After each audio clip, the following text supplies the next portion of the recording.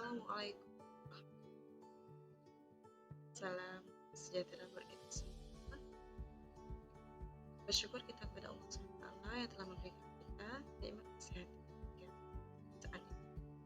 Baiklah, pada kesempatan ini Ibu akan presentasikan materi kita, elemen Quran Hadis. Materinya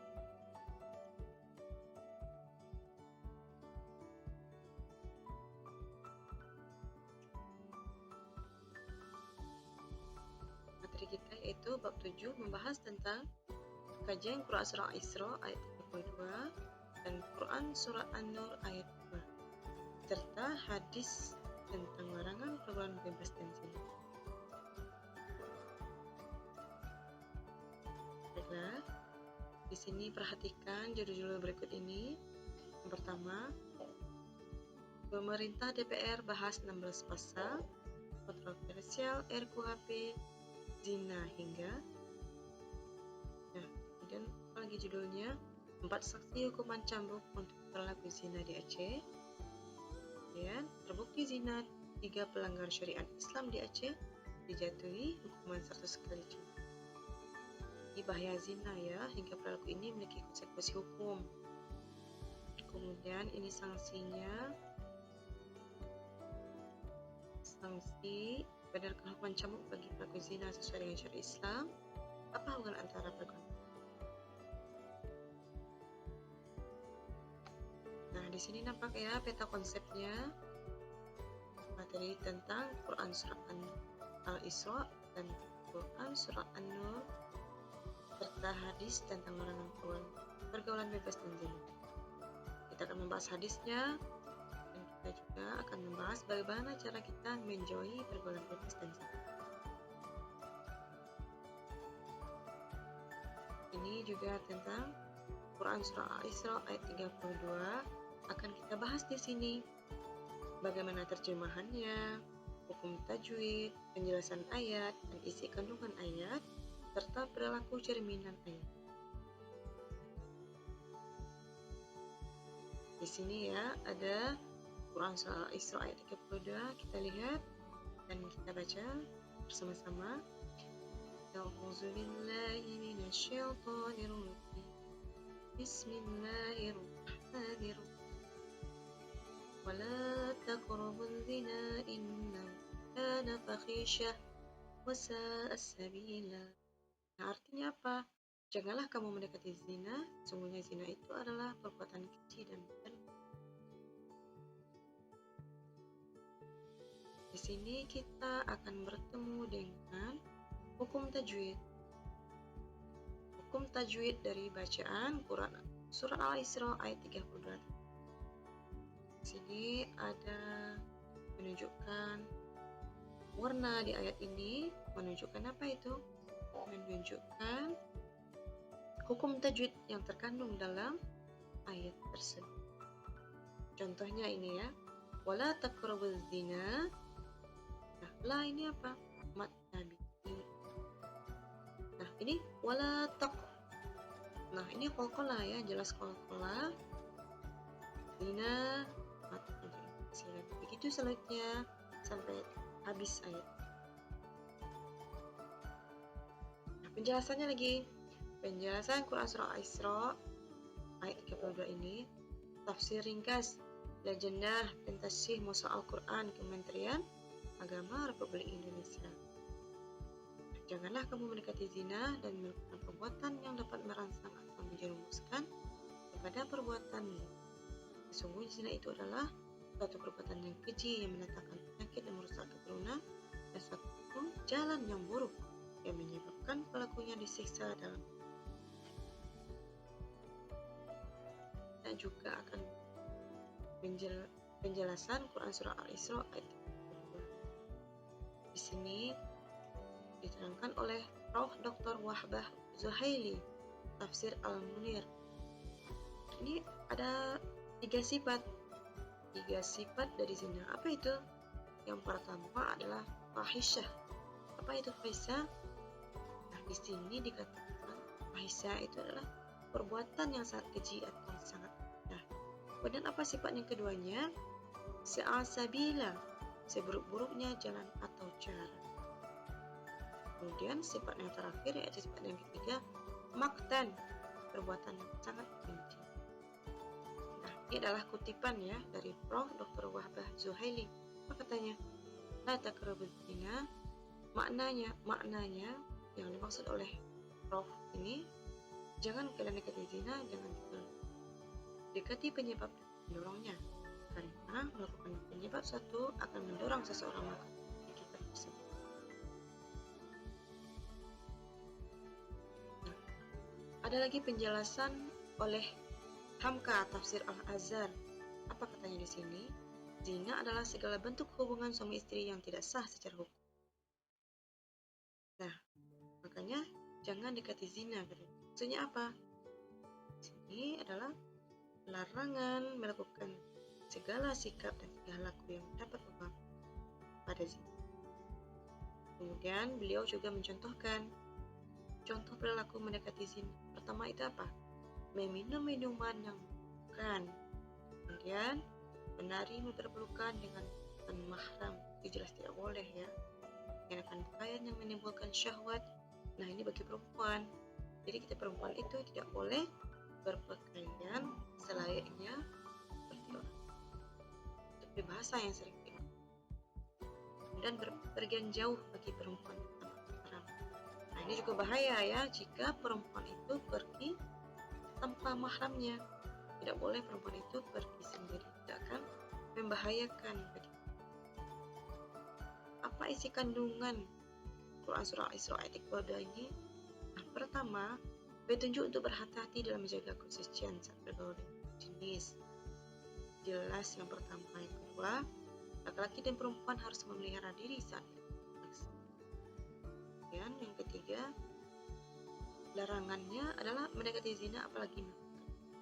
Keempat, setiap larangan Allah SWT mengandung alasan di balik. Pasti ada alasan di balik larangan dari Allah SWT. Kemudian yang kelimanya, pergaulan bebas. Jelas ini, pergaulan bebas ini dapat mendatangkan kerugian besar bagi kita. Kemudian yang keenam, yang terakhir, nah setiap aturan Allah SWT ini, kalau kita renungkan untuk kita jadikan pembelajaran, nah maka akan sangat bermanfaat bagi kita. Itu sebabnya Allah menjaga kita. Maka oleh sebab itu kita terapkan apa yang telah diperintahkan oleh Allah SWT. Di sini ada gambar-gambarnya. Perilaku cerminan, membatasi pandangan terhadap lawan jenis.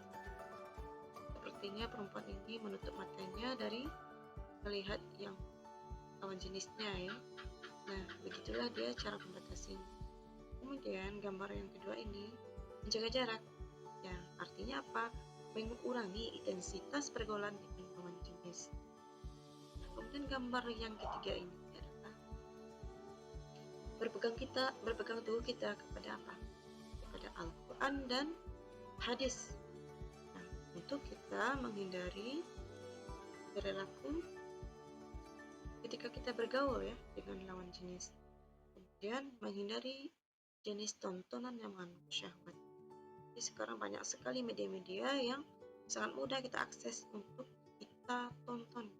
Nah, itu harus kita batasi, harus ada filter pada diri kita sendiri untuk bagaimana cara kita mengurangi tontonan yang akan menimbulkan apa di sini? Mengundang syahwat.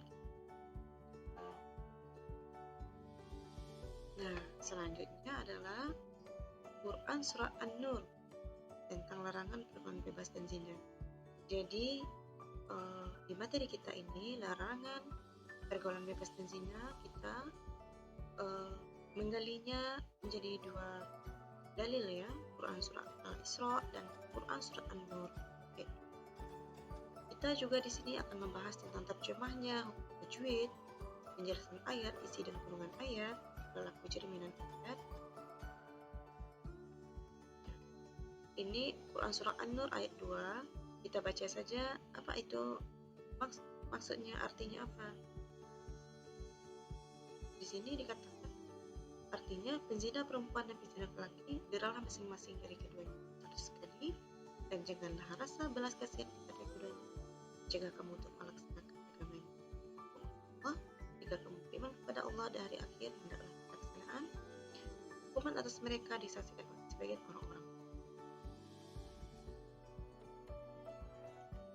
Nah, sama seperti Quran surat Al-Isra tadi, di sini Quran surat An-Nur kita akan juga membahas tentang hukum tajwid. Di sini sudah ditandakan atau dipermudahkan kita dalam membaca Al-Quran dengan menunjukkan warna-warninya. Gunanya ini menunjukkan hukum tajwidnya agar mudah untuk kita membaca dan agar mudah kita membedakan. Kita baca sedikit ya. Sini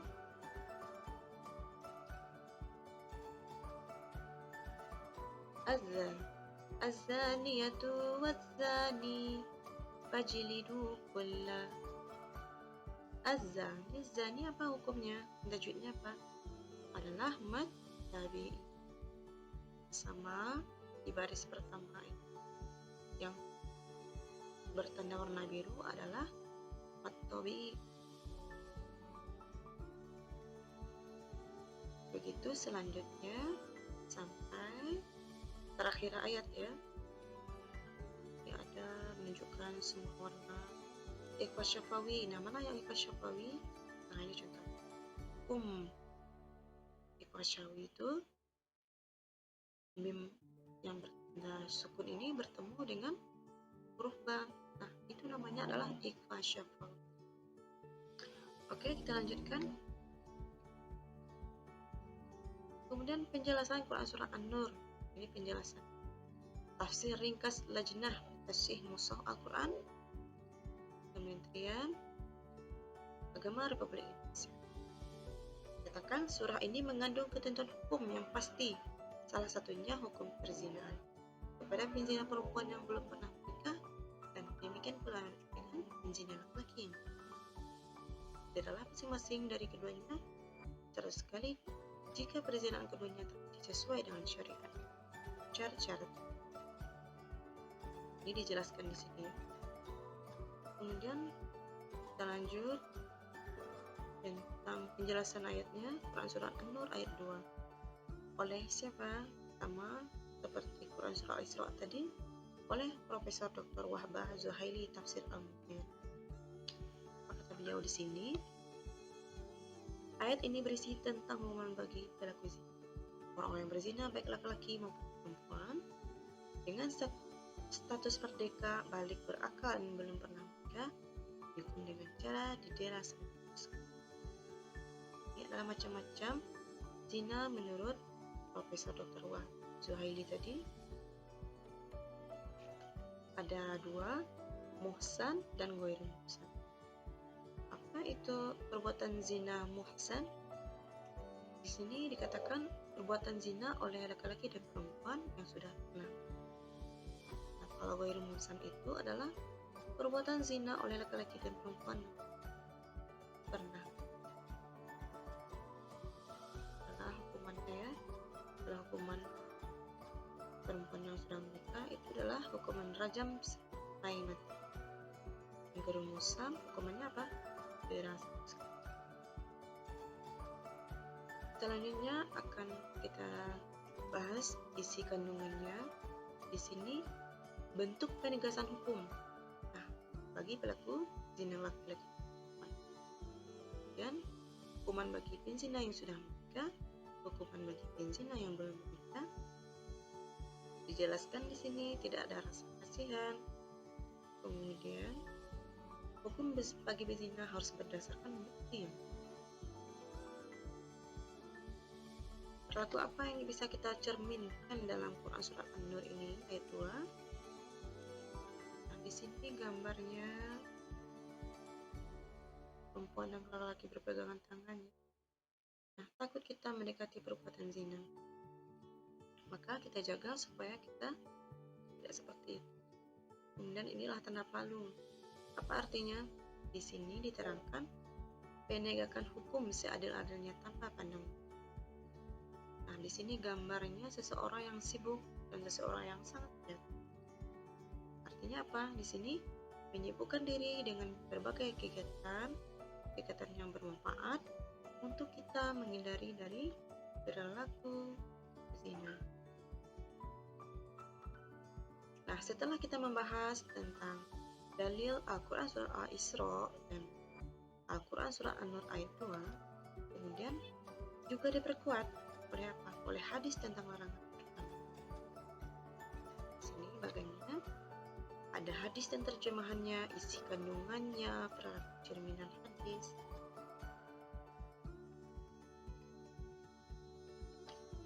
Di sini ada hadis tentang larangan pergaulan bebas. Hadis ini isinya ialah dari Ibnu Abbas radhiyallahu anhu bahwasanya Rasulullah SAW bersabda, janganlah sekali-kali salah seorang dari kalian memimpi dengan seseorang perempuan kecuali bersama mahram. Hadis riwayat muttafaq alaih.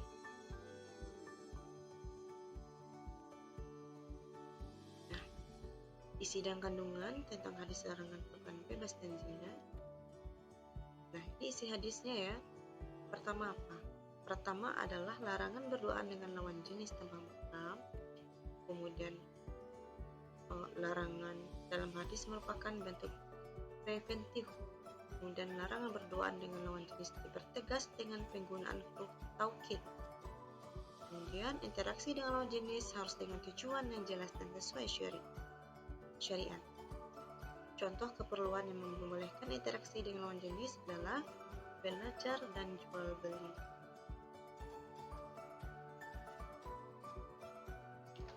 Nah, di sini dilihatkan perilaku cerminan hadis tentang larangan pergaulan bebas dan zina. Nah, bagaimana cara kita menjauhi pergaulan bebas dimanapun dan kapanpun kita berada. Kemudian kita juga menghindari berduaan dengan lawan jenis. Tampakkan gambarnya berduaan menghindari. Kemudian menjaga adab saat ada keperluan dengan lawan jenis. Saat kita ada keperluan, hendaklah kita jaga adab kita.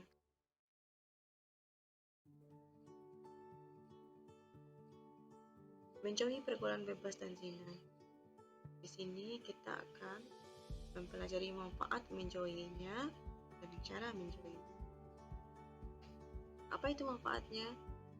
Jadi manfaatnya pertama, kita akan mendapatkan keridhaan Allah, terhindar dari kehamilan di luar nikah, terhindar dari potensi terjangkit penyakit kelamin, harga diri dan kehormatan terjaga, keturunan terjaga dari ketidakjelasan nasab, memiliki masa depan yang cerah. Cara menjauhi pergaulan bebas dan zina, mendekatkan diri kita kepada Allah dengan cara beribadah, beramal, berzikir, kemudian kita mengisi waktu luang dengan aktivitas yang bermanfaat. Kemudian cara yang ketiga ialah menghindari pintu-pintu yang mengarah pada perbuatan zina. 4. Membaca banyak referensi tentang bahaya pergaulan bebas. Sekarang sudah banyak sekali ya referensi tentang bahaya pergaulan bebas dan zina. Baik itu referensi dari media buku, elektronik, dan segala macam. Kemudian mengenakan pakaian yang sopan dan rapi. Baik itu perempuan dan laki-laki, hendaknya kita menggunakan pakaian yang sopan. Memilih teman bergaul yang baik.